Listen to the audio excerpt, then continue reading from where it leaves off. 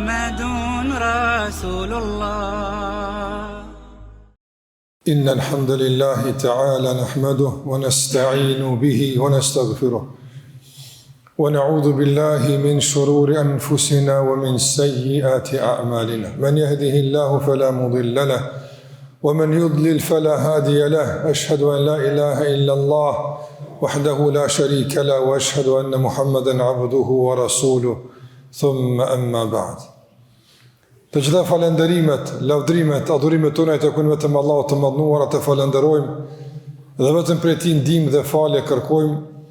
Dëshmoj se nuk meriton të adhurohet me të drejtë askush pas Allahut, i cili është një dhe i vetëm, dhe dëshmoj se Muhamedi alayhi salatu wassalam është rob dhe i dërguar i tij i fundit. Të nderuar vëllezër besimtar,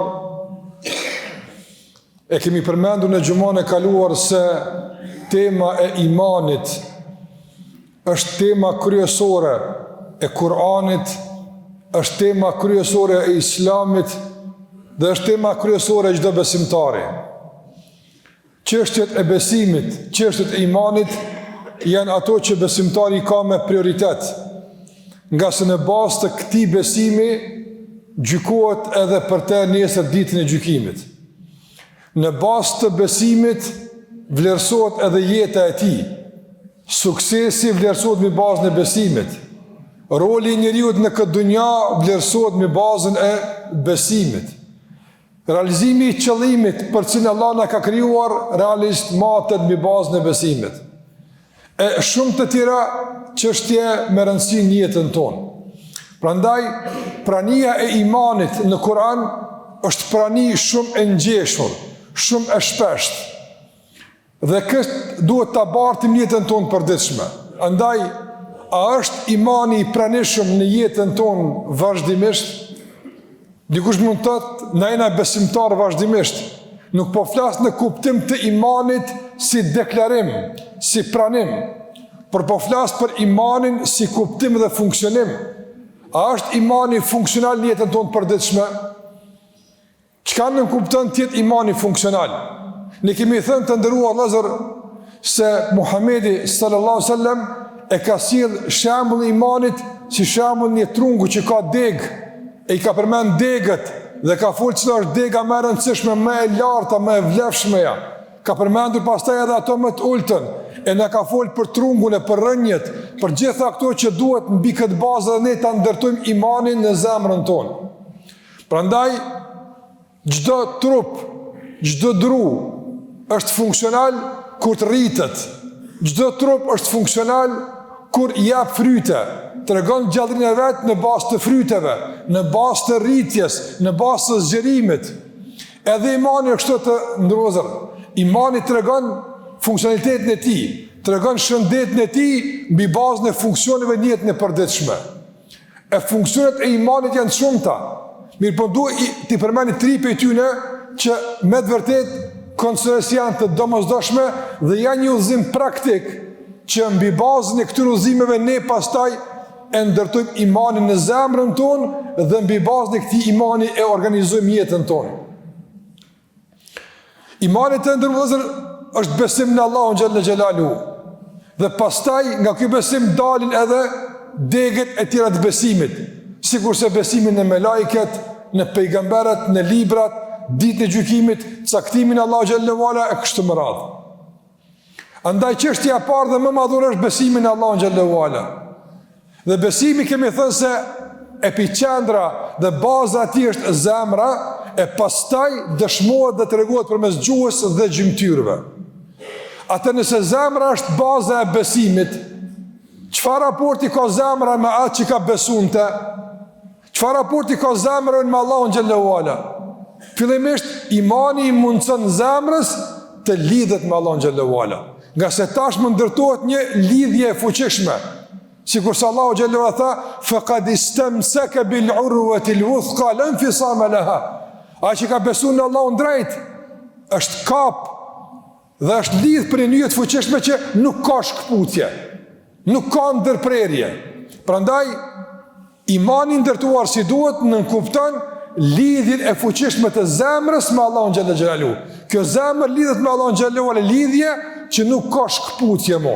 Nuk ka ndërprerje më. Kjo zemër komunikon në bazat vazhdueshme me Allahun xhallahu ala. E çka nuk kupton kjo kur zemra është e lidhur me Allahun xhallahu?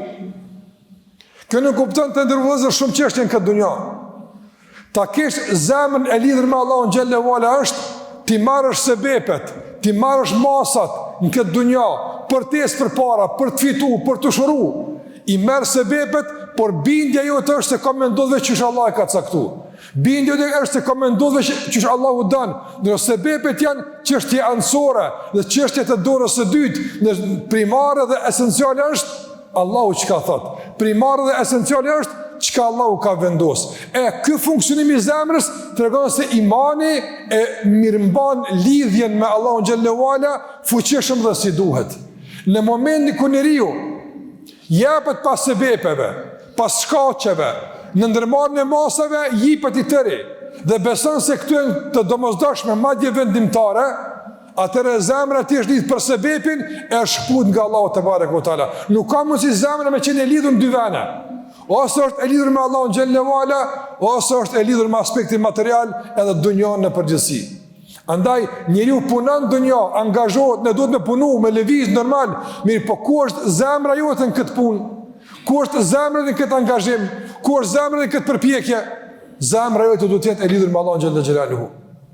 Me Allahun te barekuhu teala ti je lidhur, ti je bindur se ai vendos. Prandaj gjithmonë e ruan këtë lidhje dhe asnjëherë për hatër të asnjë sebepi, për asnjë arsye, për asnjë mundësie nuk e rrezikon raportin me Allahun xhallahu ala. E ç'kjo muslimani? Ç'kjo muslimani?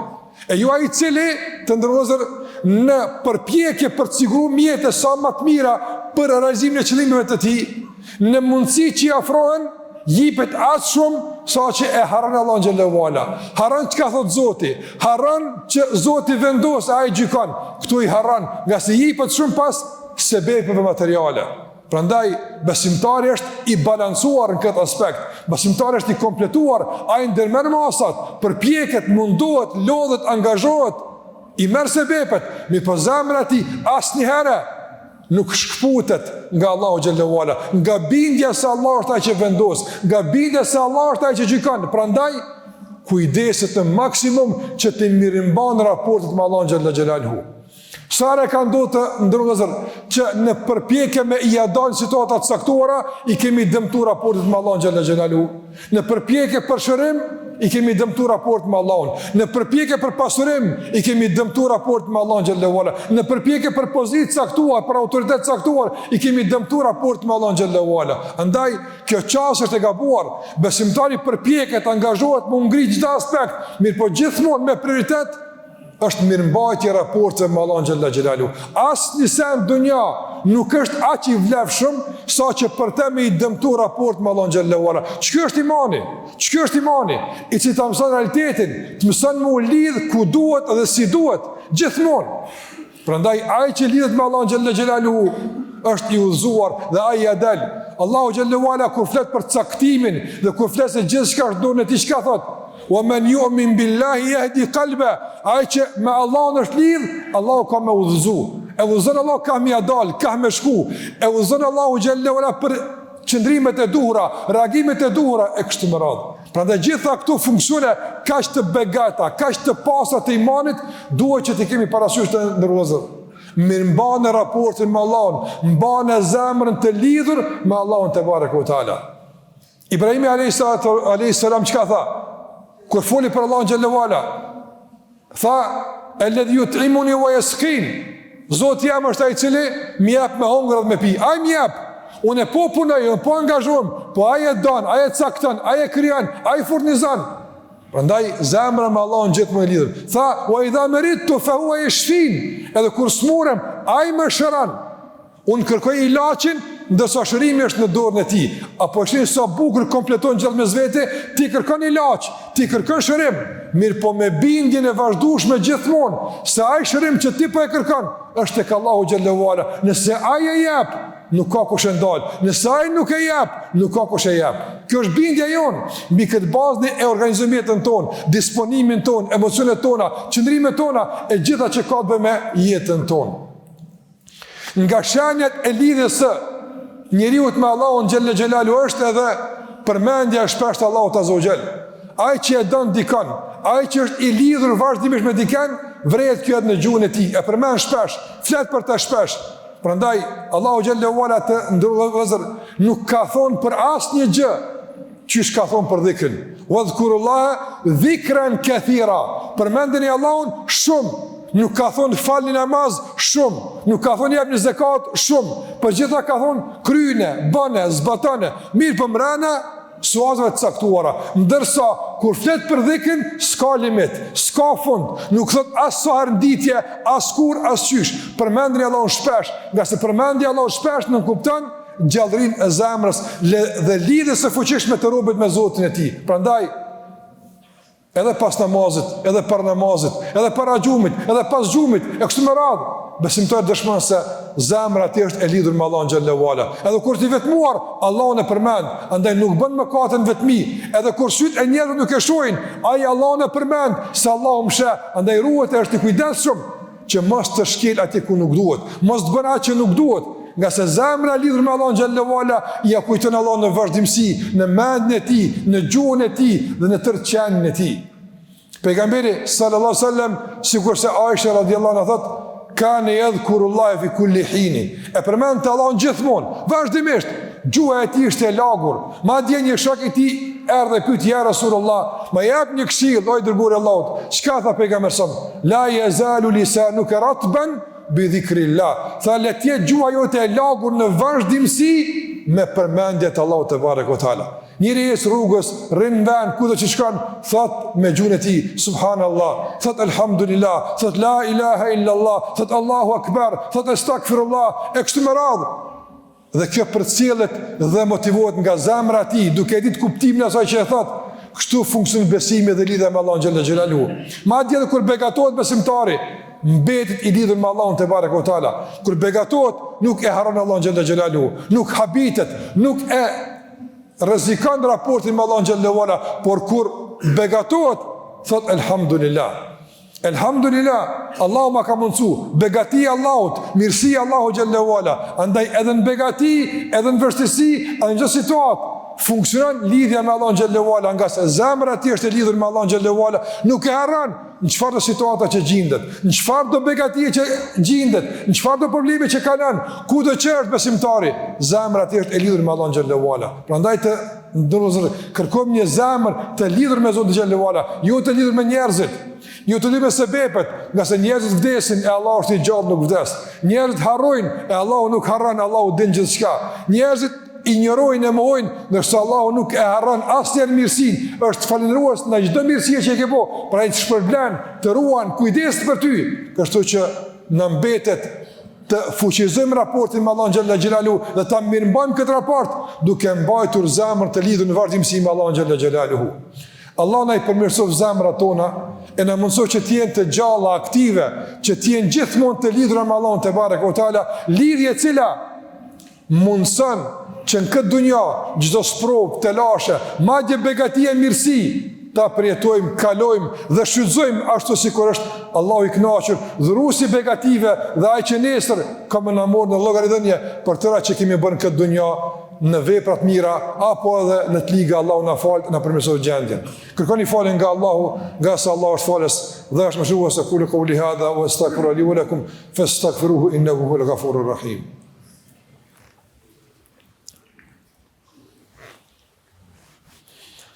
Alhamdulillahi rabbil alamin wa afdalus salati wa tammu at-taslim ala khayri khalqillahi ajma'in nabiyina Muhammad wa ala alihi wa sahbihi wa sallam tasliman kathira.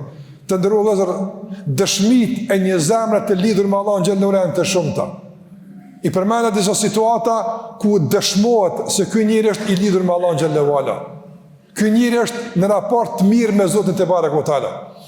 Dhe dua ta përmbyll me një dëshmi të radhës, ajo është lutja dhe duaja. E përmenda dhikrin, përmendin Allahu xhallahu ala, por edhe duaja. Lutë Allahun xhallahu ala për gjithçka. Njerëzit fatkeqësisht privohen nga kjo mirësi e madhe. A dini çfarë mundësi e keni në dorë të juaja? Një derë të hapur gjithmonë, një thirrje drejtuar juaj gjithmonë. Ud'uni astajib lakum. Më thirrni, më lutni, ju përgjigjem. Ai na thën vazhdimsi ta lutim. të kërkojmë falje, ndërsa fatkeqësisht kjo thirrje jorrë herë has në vesh të shurdhër tek shumica e krijesave në tokë. A ka më begati, a ka më mirësi, a ka më siguri për njerin se Zoti i gjithësisë, ai që gjithçka është në dorën e tij, e ka hap mundësinë që ti me lut, me kërku prej tij për çka do qoftë dhe kur do qoftë. Në asnjë kohë nuk është i nxonë, në asnjë kohë nuk është i kotër apo i lodhur. La ta'khudhuhu sinatun wala nawm. Nuk e ka pallon koti as gjumi. Pra gjithmonë që ti detosh me lutje, gjithmonë ti të kërkosh prej tij, në çfarë do gjuhë, në çfarë do kohë, në çfarë do situate, për çfarë do problemi. Lut Allahun xhallahu ala. Dhe çështja e dytë, ndërkohë njerëzit pak e lutin Allahun xhallahu ala. Në raport me atë që Allah ka jap mundësi, por edhe kur e lutin për situata shumë të vështira, problematike, ku një me vetë së një del, s'po muj vetë një më zot. Edhe atër kur ke menu që mund është vetë, as atër s'ke mujt vetë, Allah të ka një mu edhe pa e lutë nga mirësia e ti. Pse kur mundemi ne pa Allahun xhallahu ala, e çka mund bëjmë ne pa Allahun te bareke ve teala. Prandaj njerëzit e lutin Allahun xhallahu ala atër kur mbyllën dyert, shtirën mundësit, jo, gabim. Lutë Allahun në fillim, para se me ndërmarë çfarë do mase, para se me turki çfarë do dere, para se me kërku nga kush do qoftë ndihmë, nga kush do qoftë ai, së pari troket në derën e krijuesit. Thuaj Allah ndihmom, shëram, udhëzom, lehtësoma, e kështu me radhë. Pastaj vazhdo te krijesat. Kjo është e para. Dhe e dyta të ndërvëllazër, njerëzit kur lutin Allahun xhallahu ala, e lutin për vështirësi. A ke lutë Allahun për iman, me që është tema imanit? O Allah, në arruj besimin, me bu dua në situatat veçanta, natën, ditën, namaz, jashtë namazit. O Allah, më mbush zemrën dashni për ty. O Zot, më mbush zemrën me ndim mirë për ty. O Allah, më mbush zemrën në mbështetjen ty, më jep sinqeritet, të vazhdueshëm, më ndihmo me fal namazin, edhe ndihmoje familjen tëme me fal namazin. O Zot, më ndihmo të ruaj nderin, moralin. O Zot, më ndihmo me fitu halal, më ndihmo me shpenzu halal. Edhe këtu e lutje, që duhet me thonë vazhdimsi, para se me dal nga shtëpia jote, para se me dal nga dera shtëpisë tone, para se me jam sy çfarë do dere tjetër. Padyshim se është mundësi e mirë dhe është e kërkuar, madje më tepër Allahun duhet me lut për adhurim, sa që e lutim për nevojat dhe kërkesat tona personale, nga se tek e fundit besimi është mbi kërkesat dhe adhurimi është mbi kërkesat. Prandaj luteni Allahun për besim, për iman, për nder, për namaz, për gjithçka, për udhëzimin e familjes së juaj, për udhëzimin e popullit, për ruajtjen nga çdo rrezik që rrezikon besimin e familjes tona kështu me radhë, nga se lutjet e shpeshta janë sikur se përmendja e shpesht. Tregojnë se kjo zemër është e lidhur me Allahun xhallahu ala. E din se ka një Zot i cili në vazhdimsi e përcjell, e dëgjon dhe i përgjigjet lutjeve të tij. Andaj këtu janë disa dëshmi të ndëruar vëllezër, të cilat flasin për lidhjen e fuqishme të robët me Allahun te barekutaala, që flasin për funksionimin e besimit. E ka shumë të tjera që inshallah do të kemi mundësi në të ardhmen me i shpalos edhe me i trajtu. Allahu na bën nga ata që trokasin gjithmonë ndër të Allahut azza wa xal. E përmendin shpesh atë, në atë mbështetjen, e lutin Allahun në vazhdimsi dhe e mirëmbajnë raportin me Allahun me çdo çmim, nga se për ta raportin me Allahun është më i rëndësishëm dhe më i duhur. Allah na zot në rrugën e drejtë, Allah na përmirëson gjendjen për të mirë, dhe Allahu te bareke ve teala na fal mëkatet tona. Të ndërrozor, e kum përmendë edhe njëherë, duhet t'ju them edhe një herë se po vrej ka njëherë lëshimin këtë aspekt, dëgjimi i hutbës është obligim. Kurdo që nuk e dëgjon hutbën me vëmendje, flet me këtë qoftë, e ka humbur sevapën e xhumas. U mendoj që çdo kush ka ardhur me fitu sevapën e xhumas. Prandaj mendoj që edhe fëmijë duhet më marr afër veti, edhe me hesh kur fol hoxha në hutbë, edhe më bësaba derisa dalim nga xhumaja, nga se njerëz kanë ardhur me fal xhuman, nuk bën me bezis as më shësu me kurrë. Allah na përmirësoj gjendjen për të mirë, na mundsoj që të fitojmë sevap, e të bëjmë mirë, edhe timet e kujdesshëm të sjellshëm deri me tjetrin. Allahu xhallahu ala i shëroft të smurit tan. Allahu ju ndihmoft në rrugën e shërimit dhe i ndihmo familjarëve kujdesin për ta. Allahu xhallahu xhelalu i shtiroj gjithë borxhlit, nevojlit, të pikëlluarit e çdo kush që është në telash e Zotit, çare i bof me të mirët e tij në dunjë dhe ahiret. Allahu na përmirësoj gjendjen në çdo aspekt na ruaj nga çdo keqbërës e nga çdo i lig, dhe Allahu i mëshiroft të vdekurit tonë e na bashkon me ta në xhennet. Inna Allaha wa malaikatahu yusalluna ala nabi. Ya ayyuhalladhina amanu sallu alayhi wa sallimu taslima. Allahumma salli ala Muhammad wa ala ali Muhammad kama sallaita ala Ibrahim wa ala ali Ibrahim innaka Hamidun Majid. Allahumma barik ala Muhammad wa ala ali Muhammad kama barakta ala Ibrahim wa ala ali Ibrahim innaka Hamidun Majid. Ibadallah, inna Allaha ya'muru bil adli wal ihsani wa ita'i dhil qurba wa yanha 'anil fahsha'i wal munkari wal baghi ya'idhukum la'allakum tadhakkarun. إلا الله لا إله إلا الله لا إله إلا الله محمد رسول الله